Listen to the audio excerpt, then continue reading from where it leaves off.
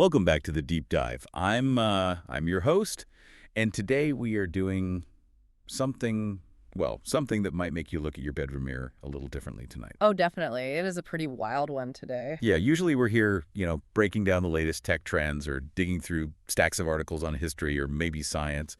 But today we are stepping away from the mundane and walking right into the weird, wonderful, and honestly slightly surreal world of 1960s consciousness exploration. It is definitely a huge departure from our usual fare. I mean, we are talking about a world where dreams are just as real as your morning coffee. Right. Maybe even more so. Where husbands turn into tiny green insects and where magazines you haven't even bought yet are already predicting what you're going to dream about. It sounds like the plot of a sci-fi movie or, I don't know, a David Lynch film. Oh, absolutely. Very Lynchian. But this is actually a historical record. We are diving into a very specific session from the Seth Material. Right. And before we get into the green insects, which we will, I promise, because that story is just too wild not to cover, we have to set the stage properly. Yeah, let's get the facts straight first. So we are looking at the primary source material known as Session 264 of the early sessions, Book 6 of the Seth Material. Session 264, right? Yep.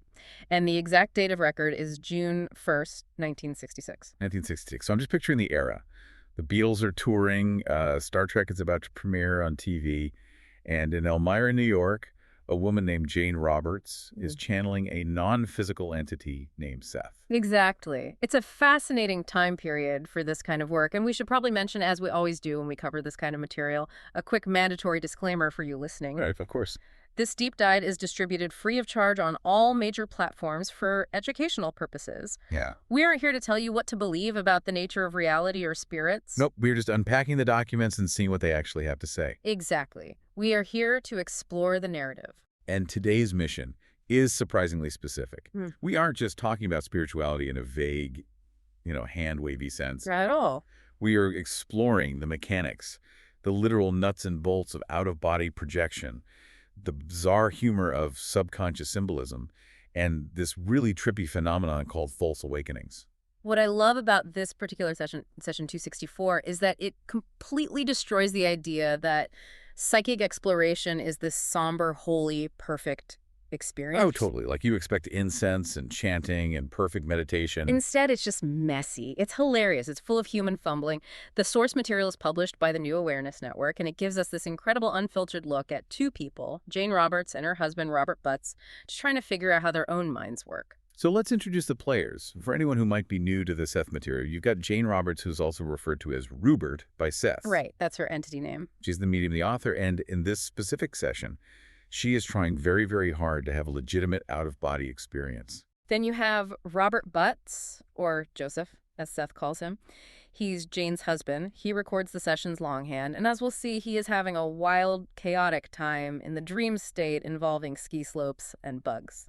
And finally, we have Seth, the energy, personality essence speaking through Jane. He's the teacher, the guide. But in this session, he feels less like a guru on a mountain and more like a patient professor trying not to laugh at his students. He is definitely amused by them. You can read it in the text. So here is a teaser hook for you listening right now. Yeah. Have you ever dreamt that you woke up? Oh, man, that is the weirdest feeling. You know the feeling, right? You get out of bed, you brush your teeth, you start your day, and then suddenly, poof, you wake up in bed again and realize you never actually moved. The false awakening, it's so disorienting. We are going deep on that today. Because apparently, according to Seth, that's not just a glitch in your brain. Yeah. It might actually be a doorway. A literal jumping off point. So, okay, let's unpack this. We're starting with segment 1, Jane's infinite loop. Let's set the scene for this. This takes place on Monday morning, June 1st. Jane decides to run an experiment. She deliberately lays down between 8 a.m. and 9:30 a.m. to attempt a projection or an out-of-body experience, an OBE. She's doing this on purpose. Yeah. Like she wants to leave her body mid-morning. That takes some guts, honestly. It really does. And she drifts off, and almost immediately she finds herself looking at these beautiful, flourishing plants. Plants. Just gardening. Just plants. He sees plants she planted long ago, and they are doing great. She thinks, wow, these are beautiful. And in the dream, although she doesn't know it's a dream yet, she goes and tells her husband Rob about them. So she thinks she's awake. She's totally convinced she is just walking around her house. Completely. She even has the specific thought that the plants are symbolic of the work she's put into her books. Which is actually a pretty solid literary analysis for a dream character to make on the fly. It is. And Seth later confirms this. He says, and I quote, "The plants in Ruburt's dream did represent the books upon which he has worked and is working." So her subconscious is giving her a little pat on the back, like, good job, the work is flourishing. Exactly. But then the glitch happens, the realization. Oh, a glitch. Jane realizes, wait a minute. I just told Rob about the plants, but I laid down to have a protection. If I'm walking around talking to Rob, I must have woken up. But I didn't want to wake up. That moment of realization is so key. It's like the spinning top in Inception. If it doesn't fall, Yeah, you're not in Kansas anymore. exactly.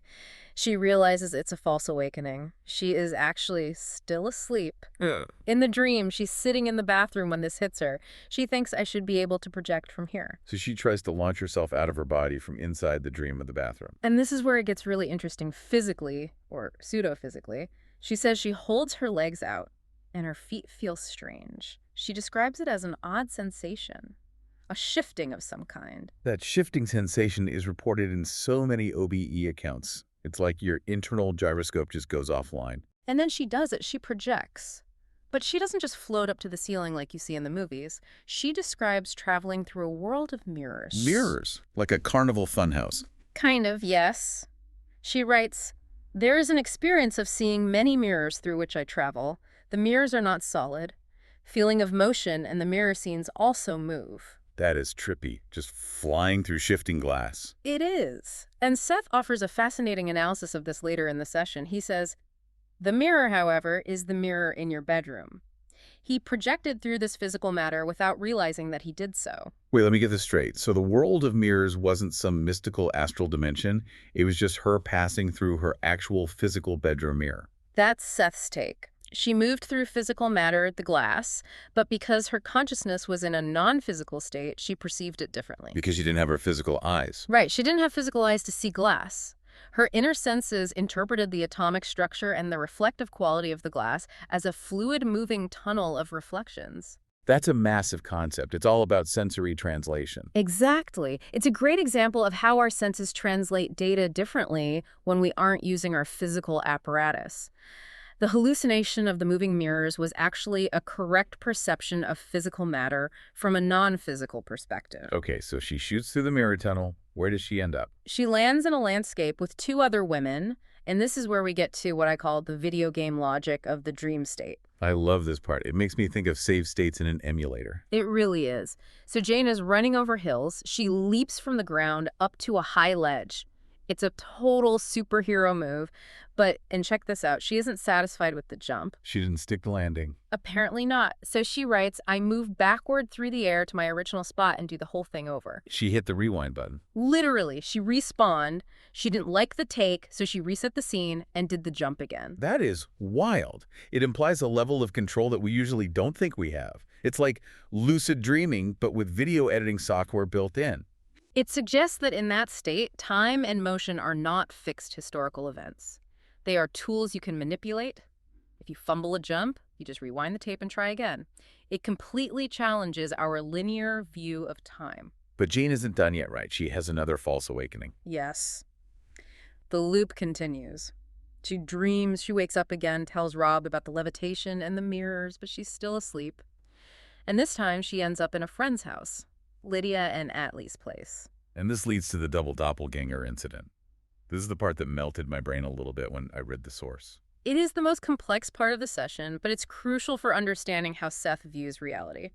So Jane is in this house. She sees Rob, her husband, in one room. Okay, normal enough. Rob is in the dream. You dream about your spouse. But then she looks down the hall and she sees another Rob in a different room. Two Robs. Two Robs. And she's lucid enough to know this is weird. She calls out to the first Rob and says, "Hey, come here, look at this." And the first Rob walks into the hall and both Robs see each other. That is absolute nightmare fuel. Seeing your own double. It sounds terrifying, right? But in the account, it's just matter of fact. They are just looking at each other. Now, here is Seth's explanation, and this is the big aha moment. Break it down for me. Which one is real? Seth explains that one of those Robs was a hallucination. It was a dream image Jane created because she expects her husband to be there. But the other Rob, that was actually Rob. What do you mean actually Rob? Rob is asleep in bed in the physical world. Seth claims that Rob was also having an out-of-body experience at the exact same time. He calls it Form 2. So Jane's consciousness ran into Rob's projecting consciousness. So real astral Rob and fake dream Rob are standing in a hallway looking at each other. Exactly. Seth says, when you appeared in Form 2, he was conscious enough, meaning Jane, to recognize your arrival and then to point out to you the dream image which he had already created, and you were able to see it because of your own state.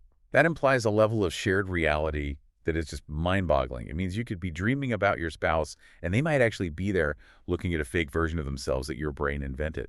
It raises a huge question about our interactions in dreams. I mean, how many of the people we meet are just NPCs, non-player characters generated by our brain, and how many are actual other visitors? Seth seems to imply it's a mix of both. NPCs. I like that. So Jane's brain generated an NPC Rob, and then player one Rob walked in and was like, who is this guy? Precisely. And the fact that Astral Rob could see the NPC Rob implies that thought forms have some kind of literal density or reality in that state. They aren't just invisible ideas. Okay, speaking of Rob, while Jane is having this philosophical mirror-traveling, time-rewinding experience, Rob is having a very different kind of night. Oh, Rob's night is, well, it's something else entirely. Let's transition to segment 2, Rob's wild ride. Because if Jane's experience was Inception, Rob's experience is basically a surreal cartoon. It really is. So this happens on Tuesday night, May 31. Rob records a dream that starts out kind of intense. He's on a narrow cliff ledge at night. There's a fire burning in a stone circle. Classic adventure setting. Very Indiana Jones. He pokes the fire with a stick, which people in the dream warn him not to do, and he accidentally knocks the bottom out of the fireplace. He's staring down into a terrifying drop held up by a thin, glowing column of stone. Scary. Vertigo City. But then the scene just hard shifts. Suddenly he's in the tropics. And he's looking for a friend. He sees a friend skiing down a trail. Skiing. In the tropics. Don't ask. It's dream logic. The friend is wearing a green uniform. But here is the catch. The friend is miniature, about 4 inches tall. The tiny green skier. A tiny green skier. And this tiny friend hits a jump, flies through the air, and crashes into a room. Rob says he crashed onto a radiator. Ouch.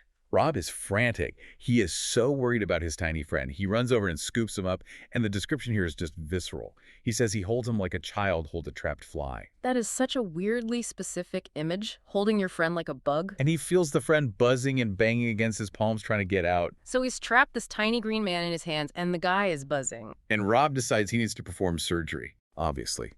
The logical next step when you have a buzzing friend. He's in a dirty tropical shack now, lit by kerosene lanterns.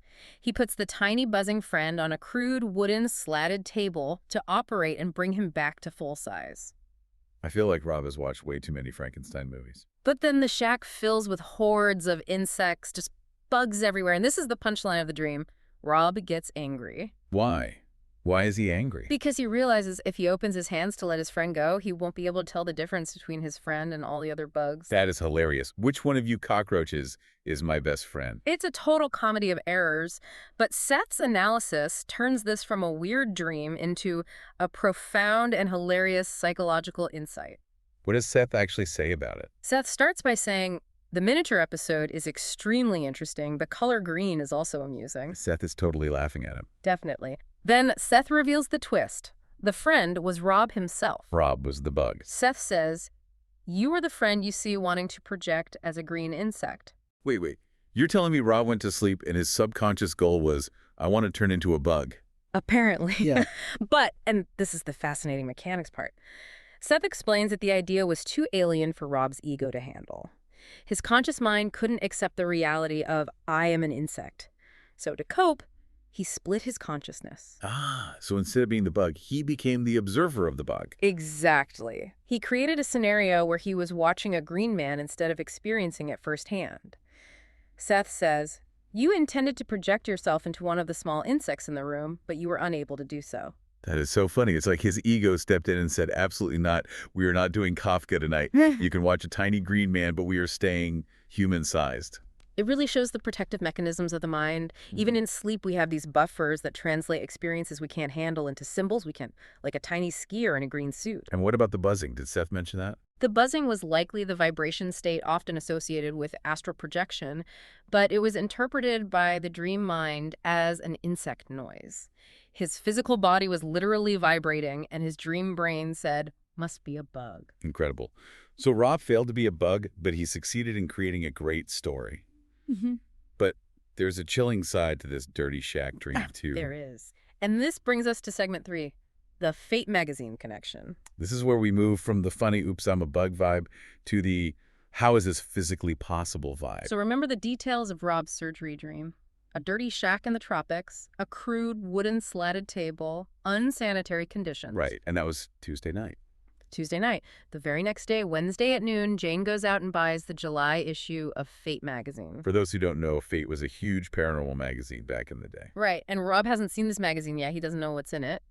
But when Jane brings it home, they open it up, and it features a long article about a Philippine psychic surgeon. Let me guess. The surgeon operates in a shack in the tropics. The operating table is described as a crude, wooden slatted table. The surroundings are described as not sanitary. It matched the dream exactly, down to the slats on the table. It matched the dream Rob had the night before Jane bought the magazine. So Seth confirms this is precognition. Seth says, you did clairvoyantly see the article in Fate magazine. This raises such an interesting point about information flow. Rob didn't see the future event of the surgery itself. He saw the article that Jane was going to buy. Right. He tuned into the data stream of what is Jane reading tomorrow, and his brain wove that imagery into his own dream about the insect surgery. It's like his mind used the magazine article as set dressing for his own psychological drama. It's efficient if nothing else. Why build a dream set from scratch when you can just borrow one from tomorrow's reading material? It really blurs the line between internal symbolism and external psychic data. They're all mixed together in the stew of the dream state. You have your internal fears, the bugs, mixed with external future data, the magazine article, all playing out on the same stage. Now, speaking of things manifesting in the body, let's talk about segment 4. Rob wasn't just dreaming about surgery, he was actually dealing with some physical pain in real life. Yes, the psychosomatic segment. This is a shorter point in the session, but it's so relatable for anyone listening. Rob has been suffering from canker sores. Mouth ulcers, painful, annoying. And Rob, being a logical guy, assumes it's an infection. He thinks it's due to uncleanliness, bacteria, that sort of thing.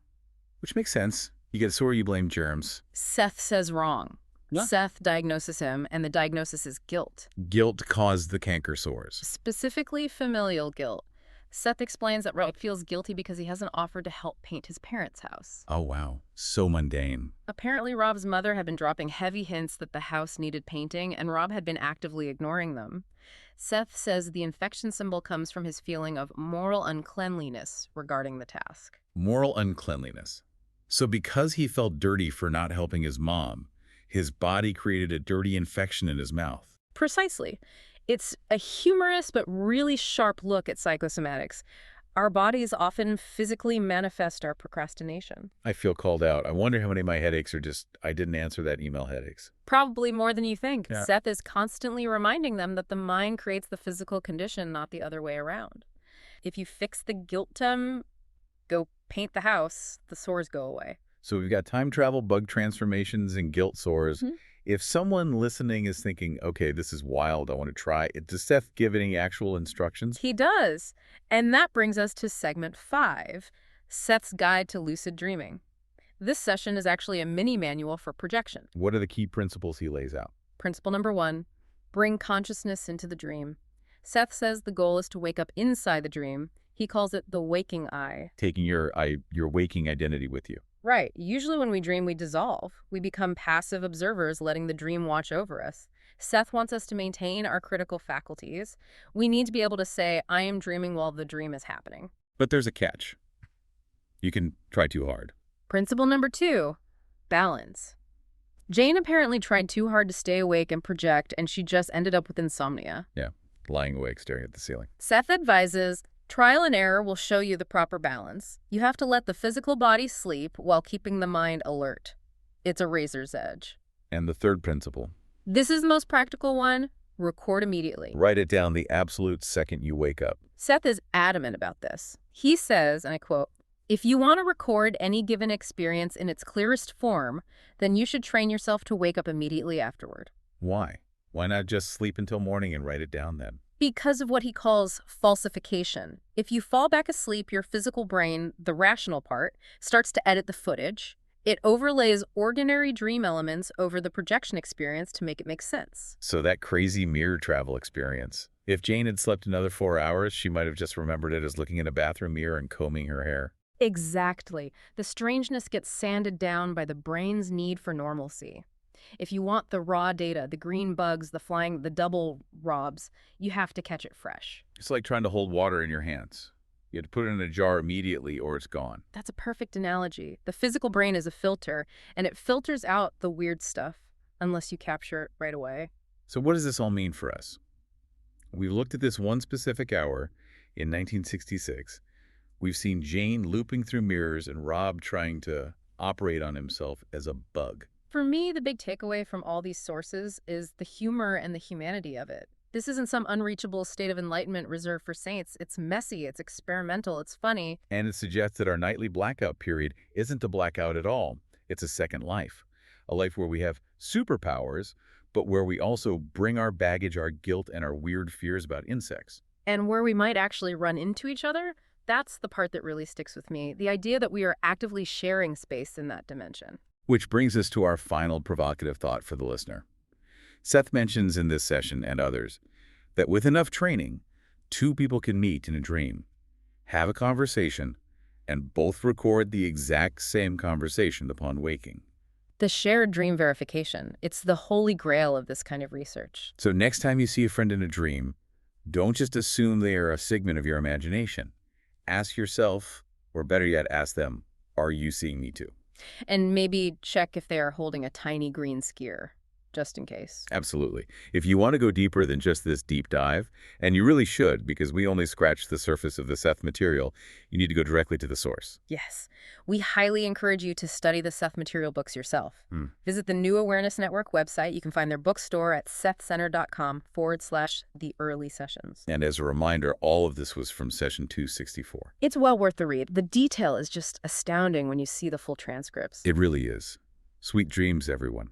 And remember, if you see a green insect, don't squash it. It might be you. Or your husband. Thanks for tuning in. We'll catch you on the next deep dive.